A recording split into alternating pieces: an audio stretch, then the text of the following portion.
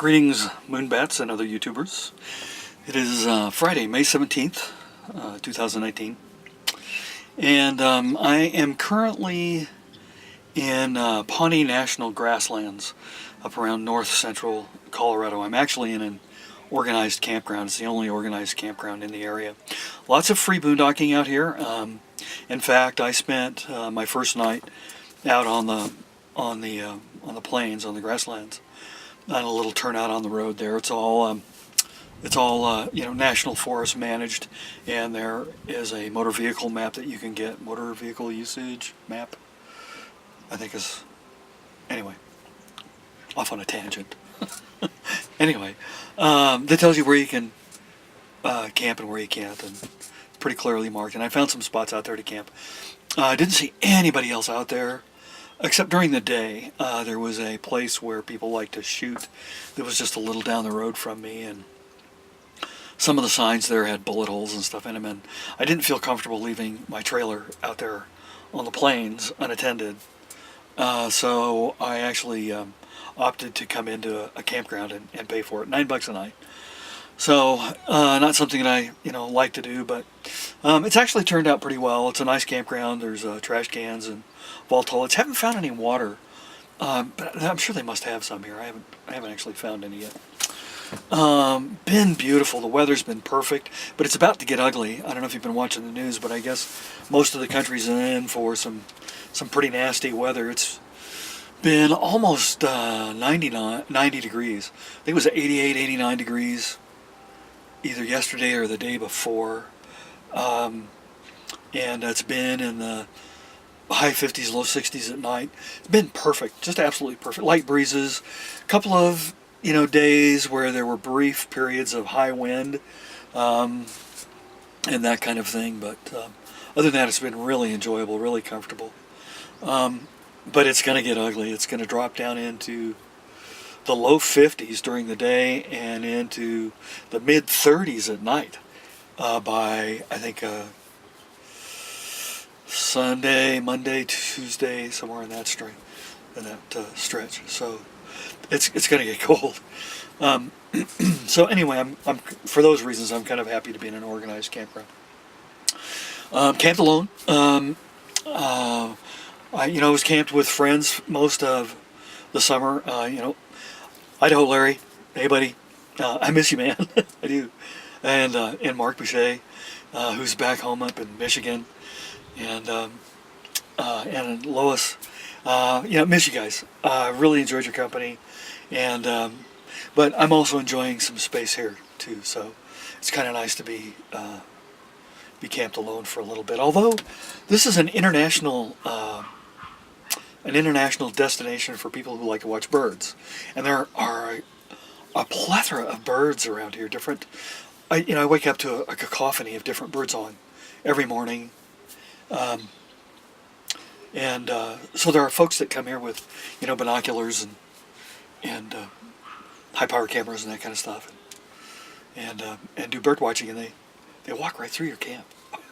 I mean, like, right through your camp. It's like, I don't know.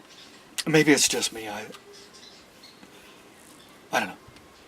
So anyway, I kind of stared them down, like, get out of my camp. They were just standing right outside my trailer. I mean, like 10 feet. Yeah, I can carry that. Oh, look, there's a blue-throated warbler or something. I don't know. I love animals. I love wild animals and birds. And so don't get me wrong. I'm not bashing bird watchers. I watch birds. It's just I don't. I'm not quite as attuned to it as some of the folks that are probably here. But I love wildlife. Out on the plains, I woke up a couple of mornings with a herd of antelope right outside my door. It was amazing. I didn't get any pictures of it, fortunately.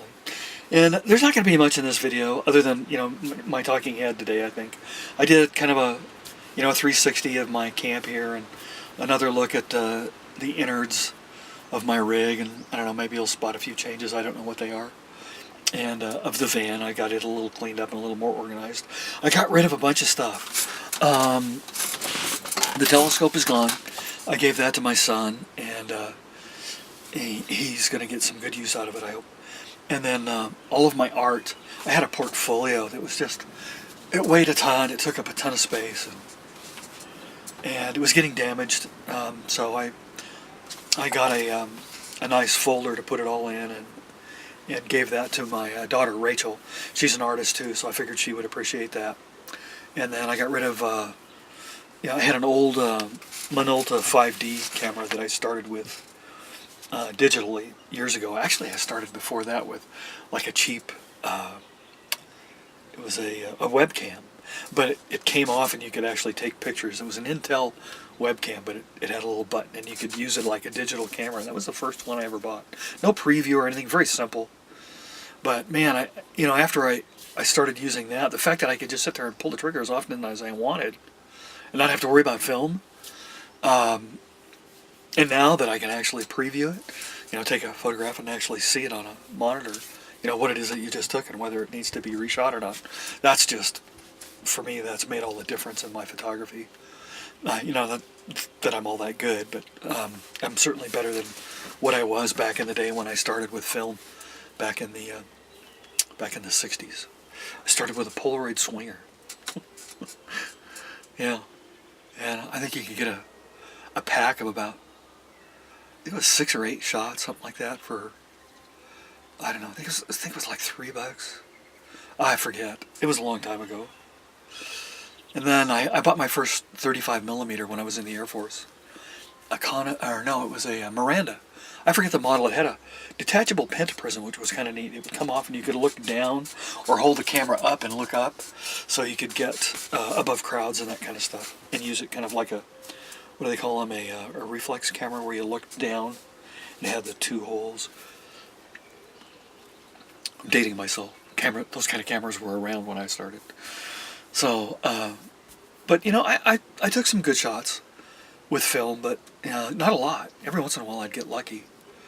But since moving to digital, I think my skill set has evolved a little bit. I still don't hold myself up to the standards of some really, really talented photographers that are out there, but I'm probably maybe a little above average. But anyway, enough about that. So anyway, got rid of a bunch of stuff, and I've got more space. My trailer floor is almost empty with the exception of my pantry, which is actually a tote down here, and my thermoelectric refrigerator, which froze water. I could not believe it. I got up one morning and I had 2 bottles in there that were frozen solid. So it gets cold. And the only thing I don't like about it is that it burns a lot of power. About twice as much as probably a winter or a nomadic of comparable size would use. Maybe even 3 times as much. About 90 watts. Maybe a little more. But, it's getting the job done, and I've had plenty of solar for the most part. It's been kind of off and on a little bit here. Colorado, this is thunderstorm season, so the days start out sunny and warm, and then the thunderstorms move in 3, 4, 5, 6 o'clock, and it cools off and takes out the sun. And so I haven't been able to get quite the level of charge to my solar that I would normally get. Right now I'm at about 13.7 volts. Yep, 13.7, 13 amps, which is pretty decent compared to what it's been. So I've got my thermoelectric refrigerator unplugged to try and let my solar system catch up a little bit today. And I'm not sure I'm going to have enough electricity to get this posted, but I hope so. So maybe I should make it short. You're all going, yeah, make it short. All right, you guys. Love and life here. Beautiful spot. I'll try and get some more shots of the grasslands. I've taken quite a few in the past, but I'll see if I can't get some fresh ones and put them up. I'm still working on the montage. 103 photographs I selected out of all of the campgrounds. I think almost all. I might have missed a couple, but all of the campgrounds, the places that I have visited in the last year. So I've been on the road a little over 1 year. May 11th was my anniversary. So about a year and a week. So no regrets, none at all. Well, I wish my family was with me, but other than that, no regrets. It's been a great time. Met some wonderful folks, Andre and Larry and Mark and Lois. Just a number of folks have crossed my path, and I've been happy to meet them. And Tiny Metal Tube and Nomad Plan. You guys, I know your first names, but I don't know if I'm okay to use them, so I won't. And Dave Toomey. Dave, if you're out there, brother, peace. Miss you, man. So anyway, I'll let you go. Short segment afterwards, just kind of a 360 of my camp, give you an idea what it looks like here. And hopefully I'll be able to get enough electricity on my laptop over here to get this thing posted. So, love you guys. See you later.